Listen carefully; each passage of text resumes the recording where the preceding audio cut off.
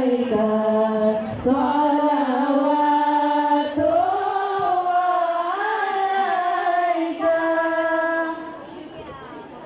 persilahkan untuk duduk kembali.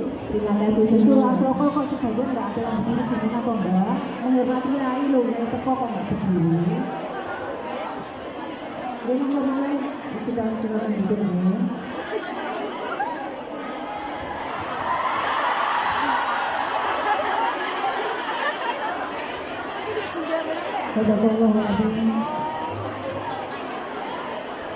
Monggo nak besok dah, monggo dah, besok kembali deh, terus. Tentu, kembali deh. Barang-barang yang dipakai deh, jangan diletakkan di depan atau di samping deh. Jangan duduk deh. Salam yang kegagalannya, mudah-mudahan segera didekatkan jodohnya, disediakan suaminya sampai dunia akhirat. Dijaga keluarganya dan mudah-mudahan dikaruniai anak yang saleh dan salihah. Assalamualaikum warahmatullahi wabarakatuh.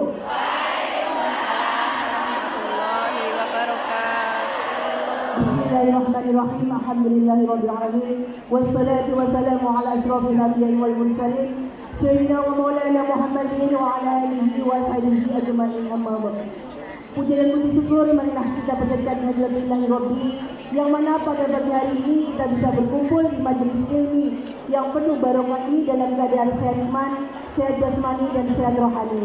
Amin. Salawat dan salam marilah kita haturkan kepada junjungan kita Nabi Agung Muhammad sallallahu alaihi wasallam, Nabi akhir zaman yang kelak kita nantikan syafaatnya di yaumil kiamat nanti. Yang saya hormati dan yang saya selalu patuhi nasihatnya, dan yang saya rindukan kehadirannya, dan selalu yang saya cintai yaitu Kiai Haji Anwar Zaid beserta keluarga. Senyum pagi ini adalah senyum ceria karena di awal menengok di awal tahun baru 2020 ada yang komplain itu bukan tahun kita pun. Tahun kita ini ya aku paham, tapi cara kita duduk di sini, secara tidak kita bohongin bahwa sekarang tanggal 1 Januari 2020. Intinya tinggalkan masa lalu. Marilah kita hadapi masa depan. Mudah-mudahan dengan kehadiran Kiai beserta doa dari Kiai, masa lalu kita akan menjadi kenangan dan masa depan kita adalah harapan. Yang doakan kami semoga kami menjadi orang yang sukses di dunia wal akhirah. Doakan kami Kiai. Walaupun kami di sini adalah buruh migran Indonesia, kami bekerja untuk beribadah, dan doakan kami, adik-adik kami, anak-anak kami yang belum menemukan jodohnya segera menemukan jodohnya yang beriman, setidaknya seganteng dan setidaknya semanis Kiai Anwar.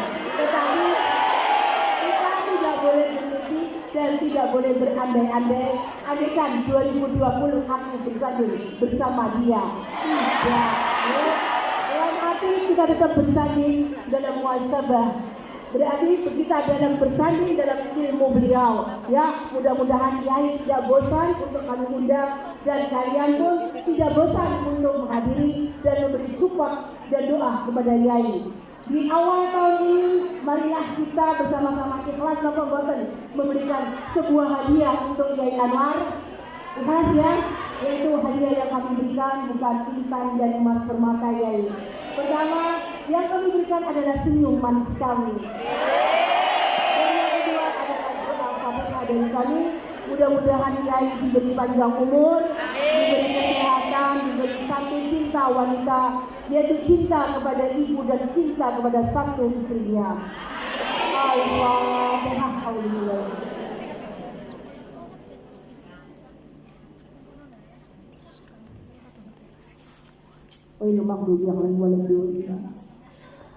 Beliau berada di sini bersama istri dan anak semata wayang beliau. Mudah-mudahan Kiai diberi keturunan yang banyak. Tapi kelihatannya uang wis koyo ngene kuwi gak duwe turunan.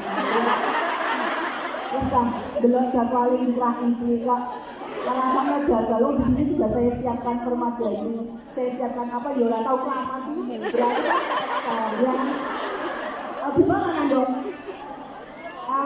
Kita panggilkan anak Al-Putra dari Yai Anwar ya.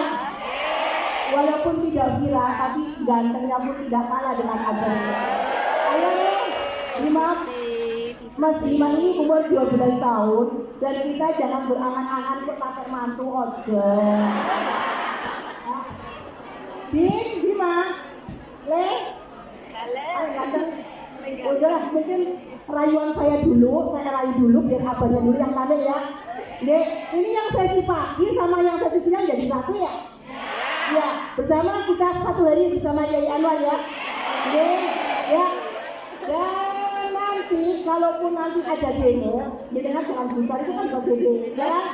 Ya, berbeda. Insya Allah mudah-mudahan kita tetap mendapatkan nilai sampai di perjalanan kita dengan tenang bekerja sampai selamat ya. Sekarang kita mulai ya.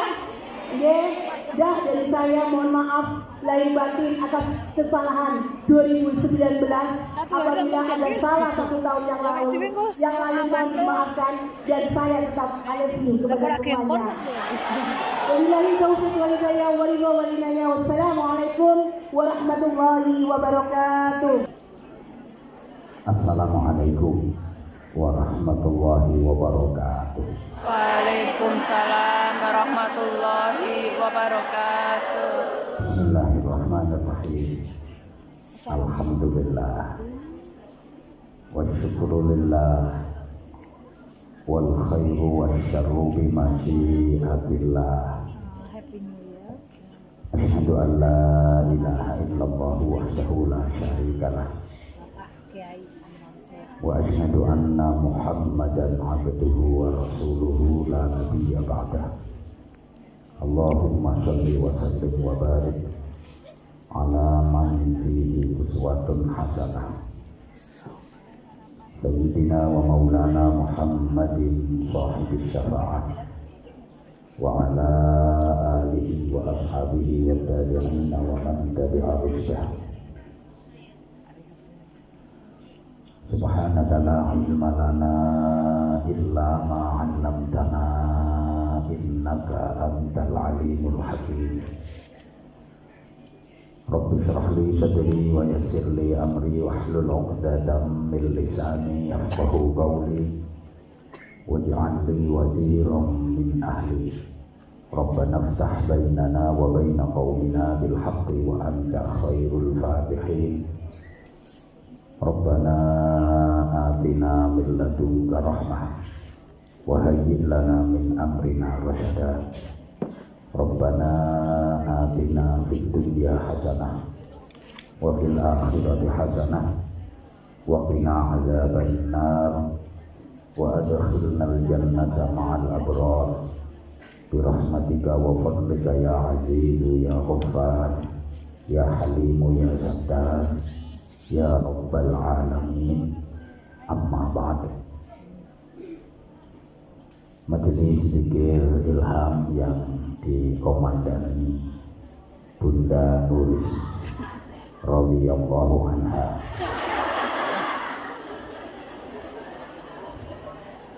bersama Majelis Ta'lim Raudhatul Jannah serta jamaah sekalian.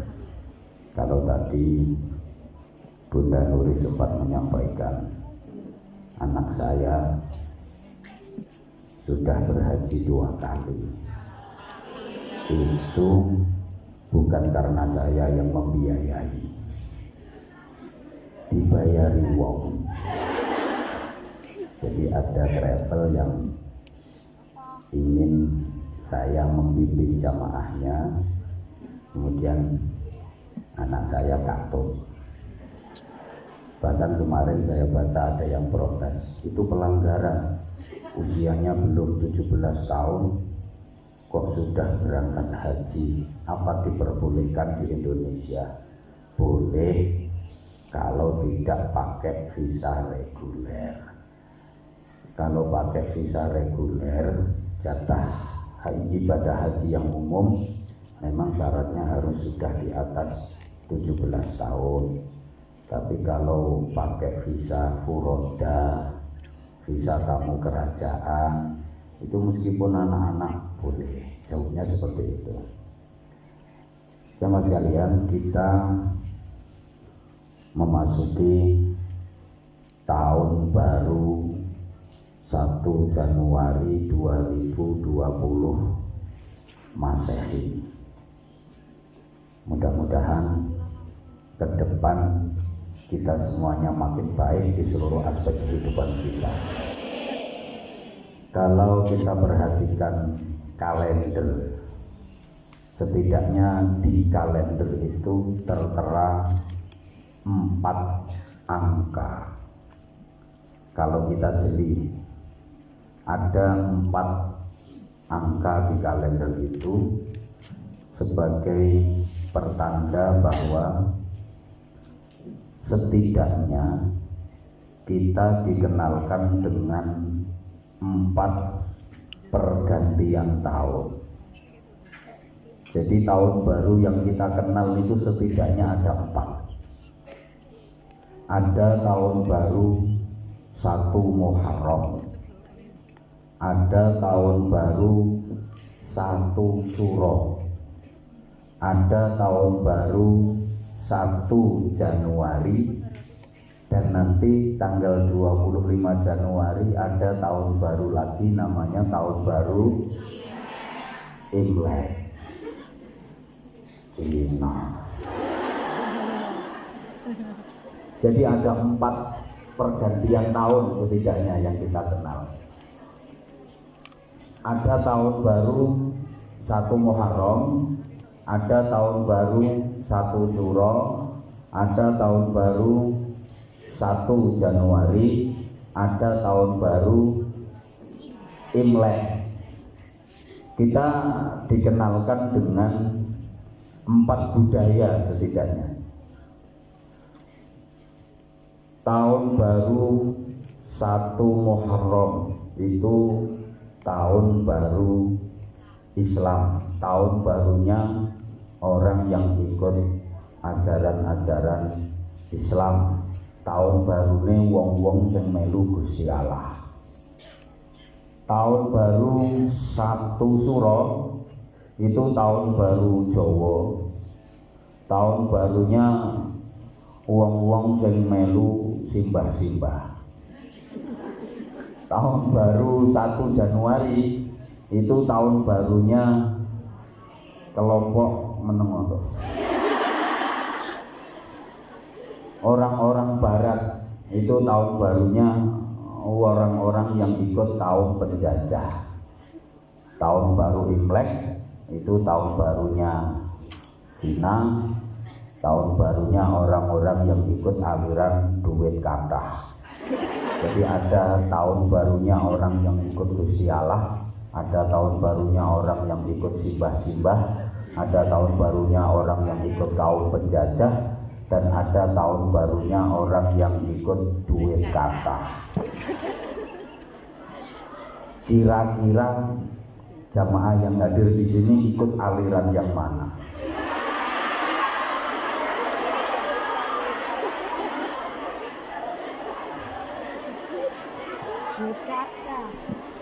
Satu Muharram itu disebut tahun baru Islam, tahun barunya orang-orang yang berpegang teguh pada syariat, akidah, dan akhlakul karimah. Orang-orang yang menjalankan ibadah sesuai dengan ajaran agama, berpegang teguh pada akidah yang lurus, ahlu sunnah wal jamaah, dan menjunjung tinggi akhlakul karimah. 1 Syuro itu tahun barunya budaya Jawa yang primitif, yang identik dengan klenik, mistis, apa namanya? Pokoknya klenik, mistis, primitif, jadi ngono-ngono itu. Sedangkan 1 Januari ini tahun barunya orang-orang barat yang kapitalis, kok ikimis.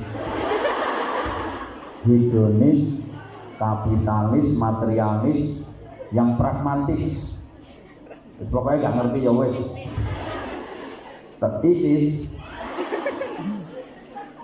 mistis itu yang Jawa. Kemudian tahun baru, satu lagi ya, kita pun nggak bisa lepas dipengaruhi oleh budaya Asia Pasifik, terutama Cina, yang punya prinsip bahwa hidup itu hanya di dunia saja, tidak ada kehidupan setelah kematian. Jadi lewat bermati yang entek ceritanya. Nah, misalnya perjalanan waktu ini kok dibikin bersamaan. Jadi 4 tahun baru ini misalnya kok pas bareng dalam satu hari, dan semuanya dirayakan. 1 Muharram dirayakan di masjid, acaranya ngaji. 1 Suro dirayakan di laut, acaranya larung sesaji. 1 Januari di lapangan lebar luas alun-alun, acaranya penyanyi campur sari dan kembang api. Sedangkan Imlek acaranya barongsai. Jadi ada barongsai, ada campur sari, penyanyi, kembang api, ada larung sesaji, ada ngaji. Kira-kira yang paling sepi yang mana?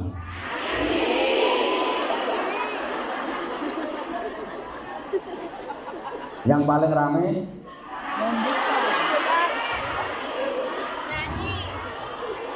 Alhamdulillah, hari ini meskipun ada yang bertentangan dengan hati nurani, setidaknya kita dipaksa oleh Allah untuk kumpul ngaji di sini.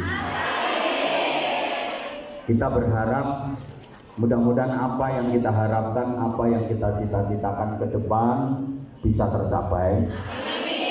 Kemudian hajat-hajat kita fiddin wa dunya wal akhirah dikabulkan oleh Allah Subhanahu wa taala. Saya hanya ingin mengingatkan kembali bahwa manusia hidup pasti punya harapan. Ada harapan-harapan asasi yang semua manusia pasti ingin, tapi kadang-kadang tidak bisa mencapai. Setidaknya ada 6 harapan asasi hidup manusia muslim muslimah agar hidup kita benar-benar bermakna dan berfaedah. Allahumma sholli ala Muhammad. Ini saya mengingatkan kembali dulu. Wong judulnya Sehari Bersama Anwar Zahid. Tapi aku nggak mau kalau sehari. Nyonyor nang terus. Enggak sampai sehari lah, secukupnya saja. Asal jenengan sudah belenek memandang raih saya, silakan tinggalkan tempat. Kita kan jam berapa bersama.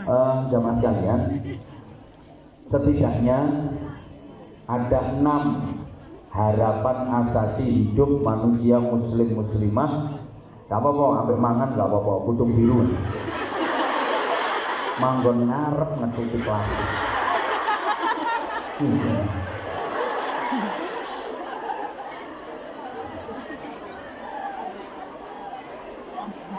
Agar hidupnya bermakna, setidaknya ada 6 harapan asasi. Yang pertama apa? Lupa.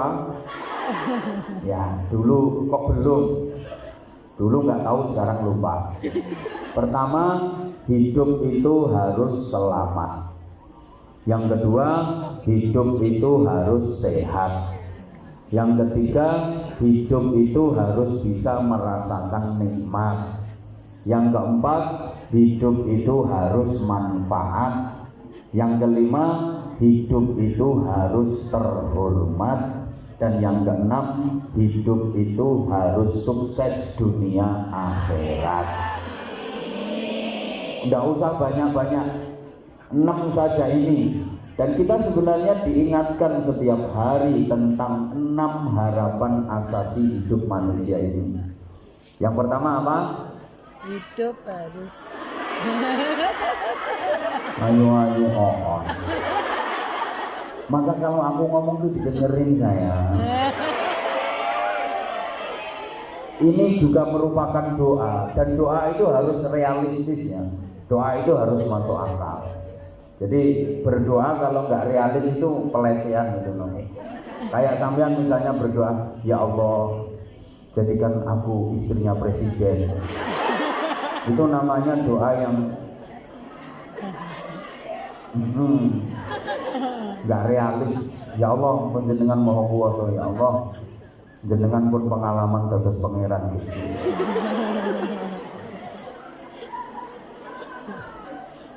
Saya punya ayam, bikin telur ayam saya itu sebesar bola voli. Itu namanya pelecehan, sesuatu yang nggak mungkin. Pertama apa tadi?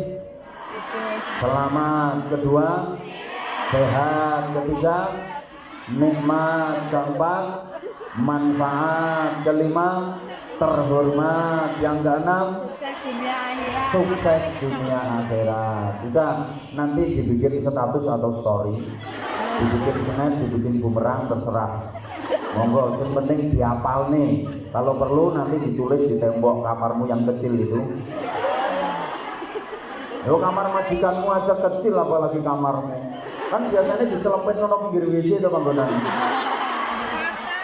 Biar apa pelecehan nyatane yang ngono tenan. Delek katok ae kangelan. Ayo diulang. Pertama apa? Selamat. Yang kedua sehat. Yang ketiga nikmat. Yang keempat manfaat. Yang kelima terhormat. Yang keenam sukses dunia akhirat. Maka gini dong, udah cantik, pinter. Betul deh. Pertama, hidup itu harus selamat, dan kita diajarkan untuk itu. Semua ingin selamat, bahkan orang mati saja didoakan agar selamat. Maka kalau kita melewati makbarah, dianjurkan untuk mengucapkan salam, mendoakan penghuni makbarah, mendoakan penghuni alam kubur agar mendapatkan keselamatan. Assalamualaikum dara qaumin mu'minin wa inna insyaallahu bikum lahiqun. Enggak hafal? Pantes. Penggaweane ngocak wis. Gini loh. Kalau Anda melewati makbarah suka mengucapkan salam, maka nanti ketika Anda sudah menjadi penghuni makbarah, orang-orang yang melewati kuburan Anda pun akan mengucapkan salam. Nek saiki sampean sik urip gak gelem salam ketika melewati makbarah orang Islam lho ya. Mun aku kuburane kita nek jalan. Gak usah. Gak masuk. Lek saiki sampean sik urip nek lewat kuburan gak gelem ngulo salam, engko giliran sampean mati, orang-orang yang lewat kuburanmu males ngucapno salam. Nah, salam itu bermakna doa. Assalamualaikum, semoga keselamatan itu atas kalian semua. Lho iki lho apike wong Islam. Jangankan dengan yang masih hidup, dengan yang sudah mati saja masih nyambung komunikasi, masih saling mendoakan. Ini ajaran. Jadi sekali lagi ini juga merupakan dalil bahwa mendoakan orang yang meninggal itu pasti sampai. Ya, karena ada kelompok-kelompok yang mengatakan doa untuk orang yang meninggal itu nggak sampai. Salah satu dalilnya yaitu ketika kita lewat makbarah aja diperintahkan untuk mengucapkan salam, dan salam itu bermakna doa. Berarti kita mendoakan orang yang sudah meninggal. Begitu kok nggak sampai loh. Gak usah banget ngomong-ngomong itu tambah ngeluh. Makanya saya sering bilang ketika ada orang yang mengatakan siapapun dia, ustaz siapapun dia, kalau dia bilang mendoakan orang yang sudah meninggal gak akan sampai, gak usah didengerin. Orang itu ngopinya kurang jauh. Wis ngono ae. Allahumma sholli ala Muhammad. Allahumma sholli ala Muhammad. Apalagi dengan sesama muslim muslimah yang masih hidup, setiap berjumpa dianjurkan untuk mengucapkan salam. Assalamualaikum. Ini kan pelajaran bahwa kita itu ingin hidup selamat. Kapanpun kita ingin selamat, dimanapun kita ingin selamat, dalam kondisi bagaimanapun kita ingin selamat. Lagi ngerjain apapun, lagi melakukan apapun, kita ingin selamat. Maka ucapan selamat ini menjadi tradisi di masyarakat kita. Kalau sesama muslim, assalamualaikum. Waalaikumsalam. Secara nasional ketika berjumpa ya selamat pagi, selamat sore, selamat siang, selamat malam. Kapanpun dimanapun kita memang ingin selamat. Ada yang lagi ulang tahun juga dikasih ucapan selamat ulang tahun. Ada yang lagi nikahan juga dikasih ucapan selamat menempuh hidup baru. Yang ketemu yang selamat berjumpa. Ada yang lagi bepergian ya selamat jalan. Kok selamat tinggal loh. Ketoro baru datang ini.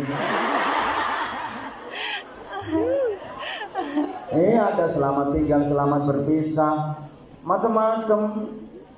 Ini bukti bahwa kapanpun, dimanapun, dalam kondisi bagaimanapun kita ingin selamat. Kayak ini kan banyak ucapan selamat tahun baru, lagi lebaran yang selamat hari raya Idul Fitri, Idul Adha.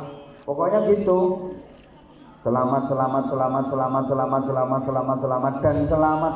Itu menjadi tradisi. Orang Jawa juga begitu. Sugeng ending, sugeng siang, sugeng sonten, sugeng dalu, sugeng nggih rawuhipun. Sugeng itu kalau laki-laki bilang ke perempuan. Kalau perempuan ke laki-laki nggih lujeng, biasanya gitu orang Jawa. Lujeng itu ale-alune teng ngagem. Jadi kalau sugeng itu susunya aku.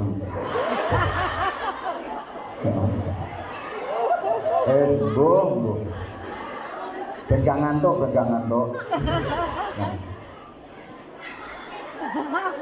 Itu sampai di kendaraan besar itu di bak belakangnya biasanya utamakan selamat. Karena memang kita hidup ini ingin selamat, tapi ternyata tidak mudah untuk mendapatkan hidup selamat itu. Gak mudah. Kadang-kadang mesti hati-hati seorang selamat.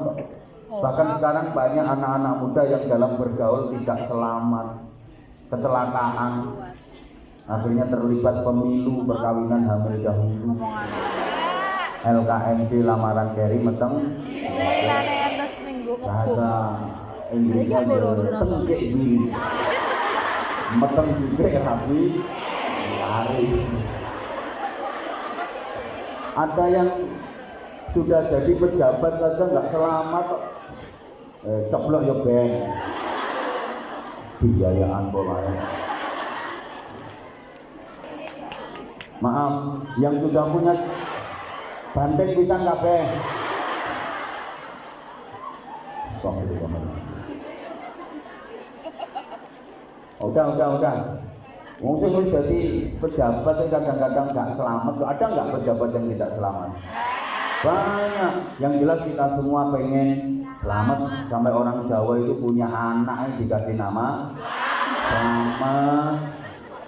Kalau Arab ya Abdul Salam, Nur Salim, Salamun, Salimun. Nah wedok ya Salma, Silmi, Salama. Itu karena memang semua pengen selamat. Sampai masyarakat kita punya budaya namanya selamatan, karena ingin selamat. Mudah-mudahan kapanpun dimanapun kita senantiasa diberikan keselamatan oleh Allah Subhanahu wa Ta'ala. Selamat itu penting. Orang sakti itu kalah sama orang selamat, betul? Sakti ini gak selamat yang nyonyor. Orang kaya raya tetap kalah sama orang selamat. Makanya selamat itu penting. Berbahagialah yang suaminya bernama Selamat, karena dia selalu didampingi oleh keselamatan, selalu didampingi oleh selamat. Wes. Sekarang yang kedua, hidup itu, hidup itu pertama harus selamat. Wes, mangan ya pengen selamat, mangan ya selamat, kolu tak sendok-sendok. Bahkan mohon maaf, lagi BAB aja di toilet pengen selamat, coba BAB nggak selamat, berdodoli tak usus-usus. Itu pokoknya pengen selamat. Saya ngomong aja ini pengen selamat, nggak selamat memikir sokolu menjeru. Kapanpun dimanapun kita ingin selamat, ya. Makanya jangan lupa selalu berdoa. Mau apa saja berdoa dan berdoa. Mohon keselamatan kepada Allah Subhanahu wa Ta'ala. Ya selamat Islamnya, selamat akidahnya, selamat rezekinya, selamat kehidupannya, selamat keluarganya, selamat semuanya. Yang kedua, hidup itu harus sehat. Maka setiap berinteraksi, interaksi itu bahasa Inggrisnya serawung, kebul karo masyarakat, dengan relasi dengan teman, kita selalu dianjurkan agar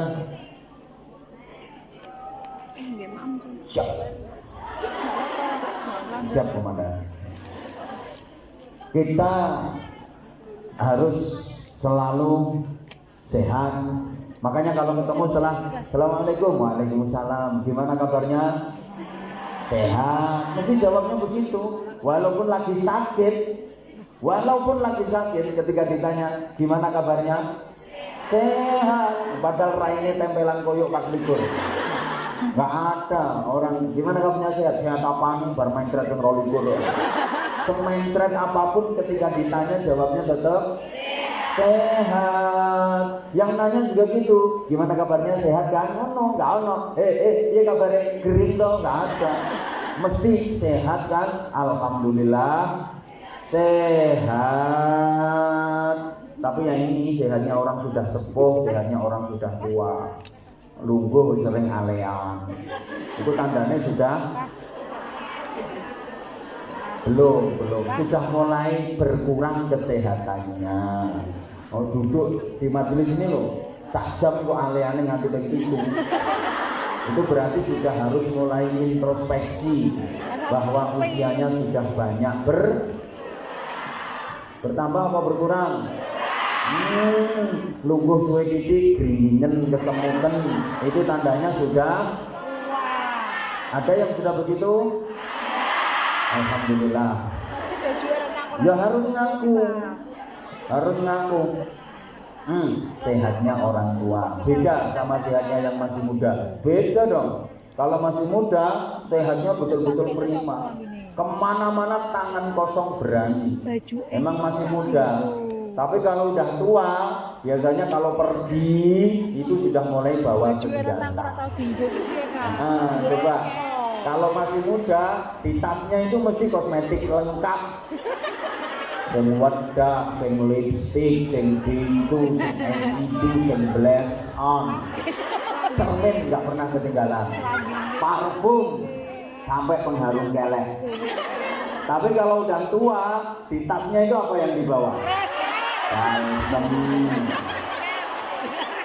Remalson, minyak angin, minyak kayu putih, aromaterapi. Betul? Saya beberapa waktu lalu pernah ngaji bareng sama pejabat-pejabat. Nah, kebetulan waktu itu badan saya lagi kurang sehat. Bentar-bentar bersin. Itu pejabat yang pas sudah saya nanya, Ustaz, flu ya? Iya kayaknya. Saya ngomong iya kayaknya, kanan kiri itu semua langsung ngeluarin minyak angin. Aku mikir ya Allah, pejabat loh yang bawa senjata minyak angin.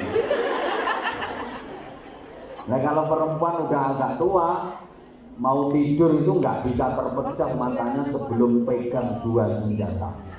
Biasanya gitu. Iya. Tangan kanan itu pegang botol diisi air panas untuk menyekat tubuh, tangan kiri pegang minyak kayu putih untuk tolak bojo. Tolak angin yang tangan kanan tadi, botol Orson dikasih air hangat untuk menyekat tubuh, itu tolak angin. Sedangkan minyak kayu putih dipegang di tangan kiri untuk tolak bojo. Perempuan yang suka nakalan gitu. Kalau lagi capek, lagi males, melihat suaminya kok semangat berapi-api, sebelum suami masuk kamar, blonyoan minyak kayu putih. Ternyata suaminya gablek, sudah blonyoan minyak kayu putih kok mangga ngeyel ae, tambah Remason belum mempan, labur pagoda. Masih belum mempan, parut ke berambang. Kena parutan berambang senjata pamungkas. Jangan balik ke kelang putuslah harapanku. Siapa ngomong pengalaman? Yang enggak lah, istriku enggak pada bujuk. Karena bujuku anytime already. Allahumma sholli ala Muhammad. Allahumma sholli ala Muhammad. Maka kita dianjurkan untuk selalu menjaga kesehatan. Jaga kesehatan itu hukumnya wajib. Sekuat apapun iman seseorang, kalau nggak sehat ibadahnya nggak bisa sempurna. Betul? Imannya kuat, duitnya banyak, tapi nggak sehat, nggak bisa pergi haji, nggak bisa umroh, puasa juga nggak kuat, sholat tahajud juga nggak mampu, nggak sehat. Meskipun dia bisa fasih dan tartil dalam membaca Al-Quran, ketika nggak sehat, ya nggak bisa terus menerus, nggak bisa istiqomah baca Qurannya. Ini aja kalau nggak dikasih kesehatan nggak bisa datang kemari, betul? Maka mudah-mudahan semuanya senantiasa diberikan sehat buat kita. Yang ketiga, supaya sehat gimana caranya? Ya ibadah itu bikin sehat, sudah sering saya sampaikan kok. Ibadah itu bikin sehat, ngaji kayak gini bikin sehat. Orang sakit itu kalau mau berangkat ngaji, sakitnya bisa hilang. Saya itu sering ngerasa kayak gitu. Jadi mau berangkat ngaji itu tubuh rasanya lemes, kadang demam. Begitu dipanggil naik panggung ngaji, sehat saya. Soalnya apa oleh pikiranmu. Dia mau dapat ya mau dapat ilmu manfaat, mau dapat barokah, mau dapat saudara, dapat pahala silaturahim gitu loh. Pikiranmu mau syukur awake dhewe. Puasa itu juga bikin sehat. Sumu tasihu, berpuasalah kalian maka pasti kalian akan sehat. Banyak loh penyakit yang secara medis nggak bisa disembuhkan, sembuhnya dengan berpuasa. Sholat bikin sehat. Tidak ada gerakan-gerakan senam yang lebih menyehatkan kepada organ-organ tubuh bandingin sholat itu tidak ada. Tapi jangan dikira, jangan dianggap kalau sholat itu senam loh ya. Banyak yang turun-turun jadi guli-guli itu dianggap senam. Ya tidak, itu memang gerakan-gerakan yang subhanallah diatur sedemikian rupa oleh Allah Subhanahu wa taala melalui bimbingan Rasulullah sallallahu alaihi wasallam agar manusia itu senantiasa diberikan kesehatan. Orang itu kalau sholatnya full, sholatnya benar, mesti hidupnya sehat.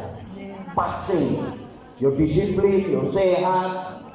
Nah, sampai kata-kata kok ngiri-ngiri kan, ya mungkin perlu diteliti tentang sholatnya. Hidup kok kurang damai, mungkin perlu diteliti tentang sholatnya. Kayak kemarin saya ceritakan, saya itu ada teman, dia itu kaya raya. Rumahnya entah berapa, dia punya villa entah berapa, perusahaannya banyak, istrinya cantik luar biasa. Orang ini no bayang dia. Alah kayak rasa ngatung. Orang rumah sana. Oh iya kayak kui. Kayak kui cenderung mangsa kui. Kayak kui. Dia rutin puasa Senin Kamis. Satu ketika datang. Saya ini tahu sendiri kan sama yang ya ada apa? Aku ngomong gitu. Ya, hidup saya lumayan berkecukupan. Ada yang gak berkecukupan tok. Luweh. Untung-untungan duit. Istri saya juga cantik. Saya rajin puasa dengan Kamis.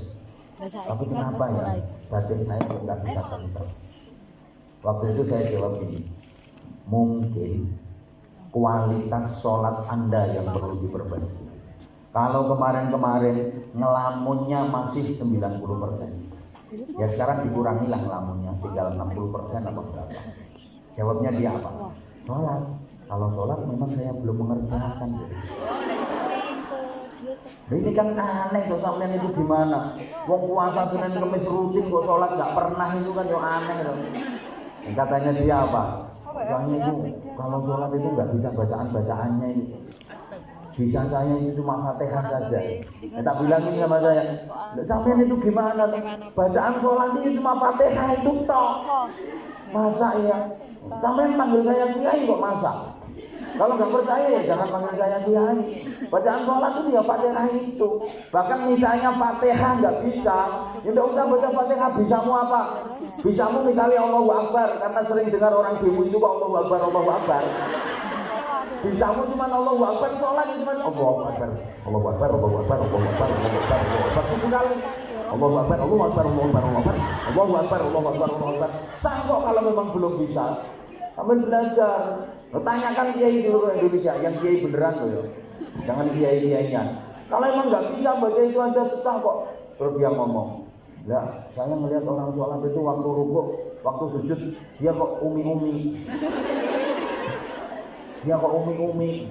Akhirnya tak bilangin, nah itu emang ada yang diumi-umikan. Lah kamu kalau mau umi-umi juga bisa, silakan. Terus yang saya umi-umikan apa? Nah ada apa enggak? Kalau enggak ada ya enggak usah umi-umi. Dia yang umi-umi itu memang ada yang diumi-umikan. Kalau kamu ada yang diumi-umikan ya silakan berumi-umi. Kalau emang enggak ada ya enggak usah umi-umi. Pokoknya semua ibadah itu menyehatkan. Semua ibadah kalau dikerjakan secara benar itu menyehatkan. Ngaji aja kayak gini sehat, bahkan mambuntut itu sehat. Dalam pengajian kayak gini. Baik. Ini jangan dianggap remeh ya. Cuma kalau mambuntut jangan bilang. Masih ingat kan ceritanya Hatim Al-Asam? Ini namanya judulnya Sehari Bersama Anwar. Kita karena pun yang ngomong apa-apa. Masih ingat kan kisahnya Hatim Al-Asam? Seorang pemuda biasa, santri biasa, diangkat jadi waliullah, jadi kekasihnya Allah. Karena apa? Menutup aib orang lain. Ini si Hatim ini kan jualan di pasar, ngedep toko itu bukan berarti dia di tempat toko terus ngedep ini. Jualan, bahasa Jepangnya dodolan. Ini kalau saya ngomong dodolan yang nggak paham nanti berarti dodoli. Angel musuh wong koon ya. Hatim, udahlah denger sayang, denger. Hatim Al-Asam ini santri biasa, dia jualan di toko. Ya mesti untuk jualan di gerdu. Nah, di pasar. Nunggu toko. Nah kaya kire nunggu toko pikiran. Mbok dia ya. Apa ya pasnya? Ya wis pokoknya jualan lah. Dia punya toko, dia jualan di situ, di pasar. Nah, satu ketika ada cewek mau belanja. Halo. Kebetulan tokonya lagi sepi. Begitu sampai di toko, ini si cewek entut. Iya, kentutnya kenceng lagi. Ya mungkin karena dia malu kan, mau kentut, kudu ngentut, akhirnya diempet ditahan. Lah entut itu kalau ditahan kan semakin kenceng. Semakin berusaha ditahan, ternyata dia tetap keluar. Yang aslinya tok ngono tok. Nah, karena ditahan kan bayangkan seorang cewek kentut di depan cowok, ini kan musibah. Putus langsung. Ya kayak sampean lah misalnya lagi ngobrol sama saya terus bayangkan musibah besar, lebih besar daripada tsunami. Sama ini cewek langsung putus. Hatim tahu kalau ini cewek malu, apa yang dia lakukan? Subhanallah, dia pura-pura nggak denger. Padahal ini kentut bukan cuma bunyi, baunya juga pedih wajibnya wal akhir. Ini Hatim, rumah nonton sayang, berusaha untuk menutupi aibnya ini si cewek. Ditanya, Mbak mau belanja apa? Dia ngomong, gula. Apa Mbak? Sandal. Gula. Apa? Minyak. Gula. Apa Mbak? Berambang. Mbak, kalau ngomong yang kenceng, yang keras, saya itu kalau diajak ngomong kok nggak keras kuping saya juga nggak denger. Sama nek ngomong tuh banter Mbak, aku lek diomongnya alun kupingku gak krungu. Akhirnya ini berarti nggak denger saya ngedenger. Orang saya ngomong kayak gini dia nggak denger. Alhamdulillah. Padahal Hatim ini bukan cuma nggak bener, meh semaput. Meh semaput. Gara-gara tertutup airnya itu akhirnya ini alhamdulillah berarti dia nggak denger saya ngentut tadi. Biasa, hilang pututnya, hilang malunya. Lo gara-gara itu Hatim yang santri biasa diangkat jadi wali sama Allah Subhanahu wa taala, dijadikan kekasih Allah. Ngono lho. Makane sampeyan nek ana kancane nyentut kok tambah, itu berarti angel dadi wali. Angel dadi wali. Jadi sing bener ya gimana? Yo iki pura-pura enggak denger. Ana kancane tut. Sampeyan yang meneng ae, aja kok terus goleki iki wae sapa iki. Makbu ya suka ten goleki wae sapa iki. Aja ngono. Adek, ayo sapa sing ngentut sing aja. Tapi sampeyan aja ngomong ngene, karuan kurung koncone Tin, aku lek eneng ngentut mikir krungu. Yo kok nek swara liyane aku krungu, tapi ngentut yen iki aku gak krungu.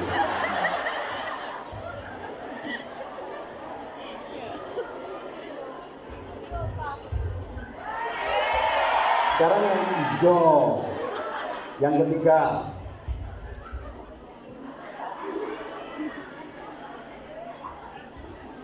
number 3.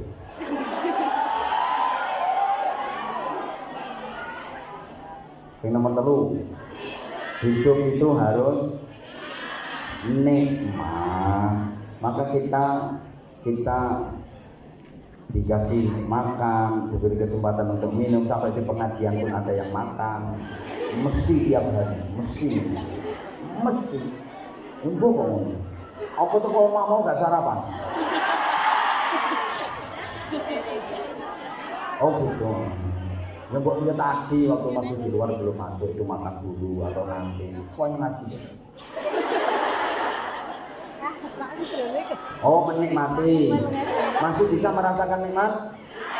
Alhamdulillah, berarti masih normal. Karena ada yang saraf-saraf nikmatnya udah mulai dicabut sama Allah. Itu kan simbol penguji kenikmatan. Makanan, minuman itu simbol penguji kenikmatan. Kalau udah berumur biasanya udah mulai dikurangi. Saraf untuk merasakan nikmat itu udah mulai dikurangi. Untuk mulai merotoli. Aku yang gue soalnya. Iya, kaya kerasa bro. Berarti itu rondo tua. Bisa rondo, tuwek. Syarat untuk merasakan kenikmatan itu sudah mulai dikurangi sama Allah. Makanya, tapi kita tetap masih bisa merasakan nikmat. Kunci kenikmatan itu resepnya cuma 2. 1 ditunda, 2 dibatasi. Saya ulang, rumus dan kunci agar mendapatkan kenikmatan itu cuma 2. 1 ditunda, 2 dibatasi. Kalau kita ingin terus merasakan nikmat, caranya 1 ditunda, 2 dibatasi. Kenapa begitu? Gini, kejenuhan, kebosanan dan kebelengeran itu akan timbul ketika kita apa saja terlalu sering dan berlebih-lebihan. Apa saja kalau terlalu sering mesti belenger, kita pakai. Apa saja kalau berlebih-lebihan mesti boseni, kita pakai. Semangat dong sayang. Apa saja kalau terlalu sering itu bikin jenuh, bikin belenger, betul? Makan terlalu sering, belenger apa enggak? Belenger.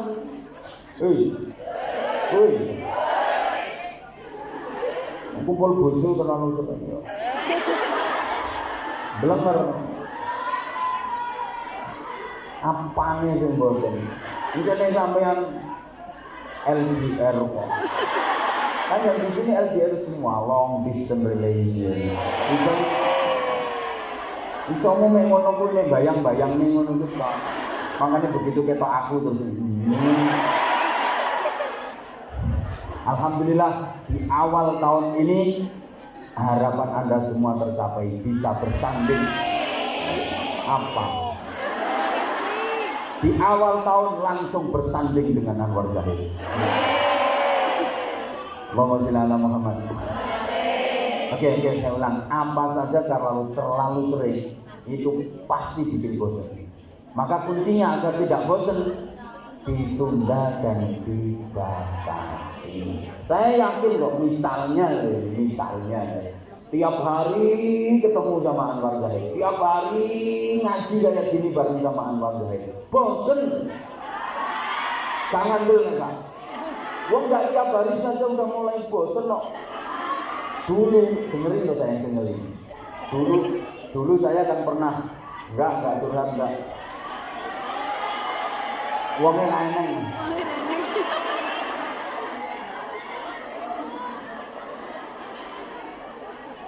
Wongnya lain. Dulu sebelum ada kayak gini, saya kan hampir tiap bulan ngaji di Hongkong, betul? Hampir tiap bulan Anwar Zahid. Bahkan ketika ada ustadz nggak bisa, ustadz siapa berhalangan, pasti yang ditelepon saya. Ini ada ustadz nggak bisa datang, saya datang. Dulu begitu, kan akhir-akhir ini enggak.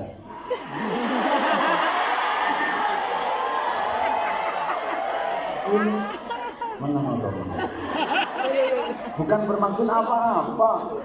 Aku jaga supaya sampean ini nggak bosan sama saya. Ini ono sing batin alasane wong ra payu. Jangan bilang nggak payu. Jadwal saya sampai sekarang pun masih 3 tahun ke depan. 2022. Dibilang nggak payu gimana dong? Sampai sekarang pun jadwal saya itu 3 tahun ke depan. Ini aku mau menangi orang. Iya, makanya saya batasi maksimal 3 tahun. Nggak berani lebih dari itu. Karena nggak ada jaminan.